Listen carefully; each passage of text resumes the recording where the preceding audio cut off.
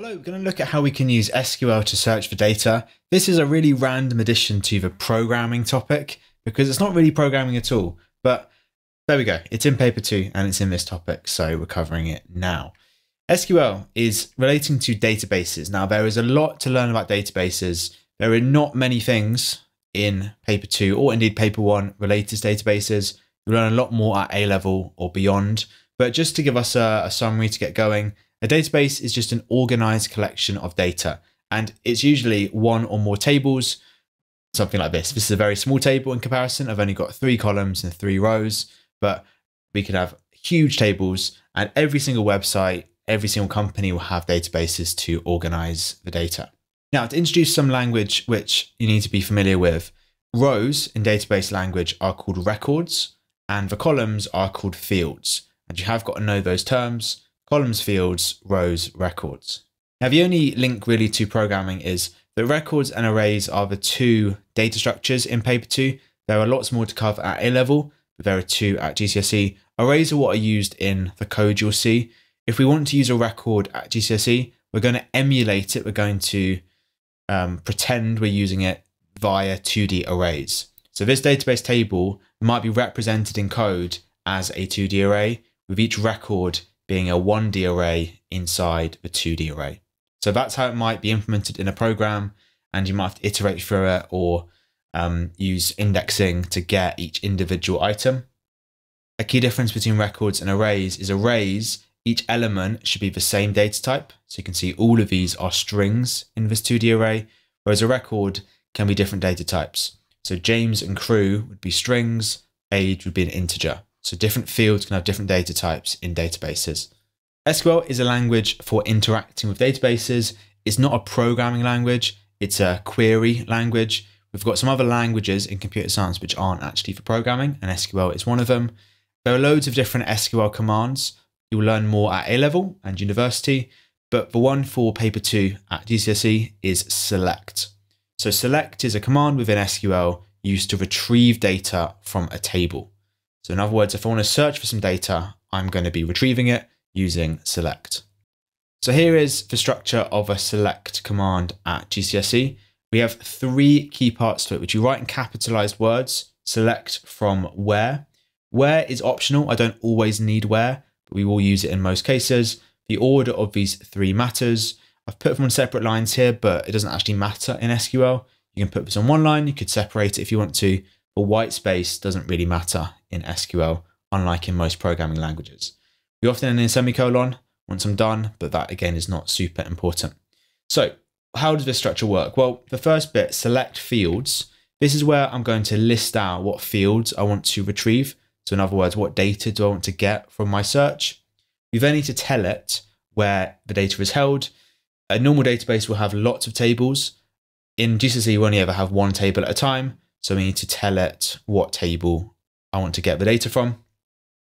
And for where clause, where part of this statement is optional, but we use it a lot because often we want to filter my search. So you tell it what you're filtering based on. And this works pretty similar to an if statement would, the same sort of conditions as we would use in programming. And another tip which can shorten your answers, if you ever are asked to get all fields, so every column in the table, there is a shorthand way of doing it as opposed to listing all of the fields. This is to use an asterisk. An asterisk in SQL doesn't mean multiply like it does in programming. It means all. So the asterisk represents all. This is called a wildcard in SQL. A wildcard is a character which represents something else. In this case, the asterisk represents all. And I'll show you this in a minute. So looking at an example, we've got a database table here with 4 fields, and I've got 5 records in it. It's called albums, and it could be the sort of thing Spotify or Apple Music hold, except their tables would be massive. The question could be, write an SQL statement to select the title and artist fields. So I only care about the title and artist, don't care about the ID or the year. Well, how do I do this? Well, I always start by writing the word select in capital letters, and the thing which follows select are the fields I want to get, which are title and artist. And the way we write this in SQL, we write the field name, make sure it matches exactly to what is here. Then we do a comma, then we write any other field names. And we separate the field names with commas. No need to do quotation marks because it's just not how SQL works. We need to use commas to select multiple fields. The next bit, which I will do on a separate line here because I've run out of space, is to say where it's from. Doesn't seem to make much sense to GCSE because I only ever have one table, but we could have multiple tables, and so we need to tell it where to look. The table always has a name. Again, make sure it matches exactly right. And in this particular case, I'm actually done because I don't need to do any filtering. I don't need to use where in this example. I always need to use select and from. Where is only if I only want so many records. So I can end with a semicolon, although if you forget that, it doesn't really matter at GCSE. So what would this give us if I was running this SQL code? Well, this would give us all of the records, the title and artist fields. So we would just get this. SQL always gives us a table as a result. So if you were ever asked to write the result of an SQL statement, we would just draw a table with whatever it has given us. In this case, just title and artist for all records.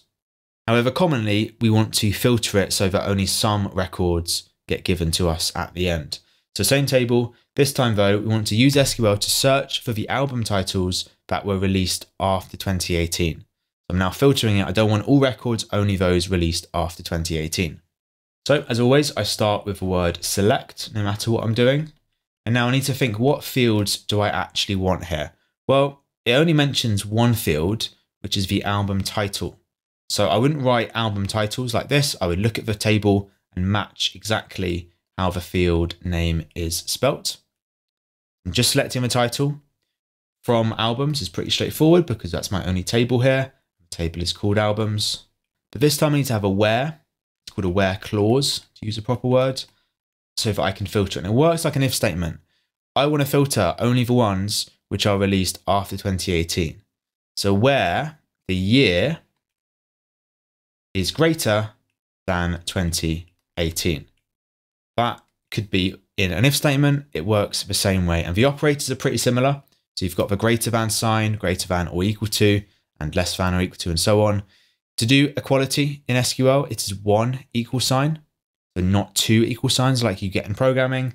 And to test for it not being equal, it is typically still exclamation mark equals, though you do sometimes see less than sign, greater than sign back to back as not equals. It's perfectly fine to use not equals like you are used to. So it worked pretty similar to if statements. And if the database ran this code, what would we get as a result? Well, we would get a table. We'd only have one field in it, which is title. And what are the albums released after 2018? We've got Folklore by Taylor Swift, but I don't write Taylor Swift because I only care about the album title. We also have We Are, and that's it. So that would be our result. It's a little table with only two records here. I'm not getting all of my records. I'm only getting the ones after 2018. As a third and final example, let's bring in a new table. So this one's called teachers. We've got, again, 4 fields. And we're writing an SQL statement that will retrieve all fields for the teachers who are in the science or maths departments.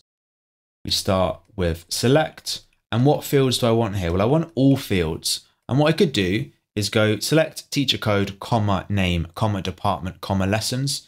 However, I don't fancy writing all of that stuff out. So I can use the wildcard I talked about earlier. And all I need to do is write an asterisk in place. And SQL reads this as all. So it's saying select all, it will sub in all of the fields in the table. So it's useful shorthand. I could then, because I've got space here, put from on the same line. You don't have to do that. You could separate it, doesn't matter. From teachers this time, that's the name of my table. And we do need to have a where clause in this answer because we only want the teachers who are in the science or maths departments. So me isn't going to get returned here, only the science and maths teachers.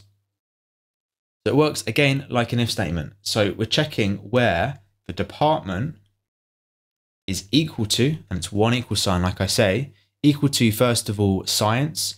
Now, we can't tell in the database table, but a word will be treated as a string, and strings do exist in databases, so we still need to have quotation marks here. For numbers, I don't, but for words or text, I do. And we do still in SQL have things like or and not. We have our relational operators.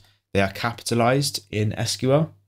So where department is equal to science, or the department is equal to maths.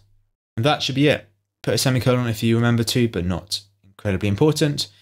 What would I get if I run this? Well, I would get the whole table except this first record because I am in the computing department, not maths or science. So SQL, kind of a standalone thing to learn in paper 2, but this video covers all the stuff you need to know about it.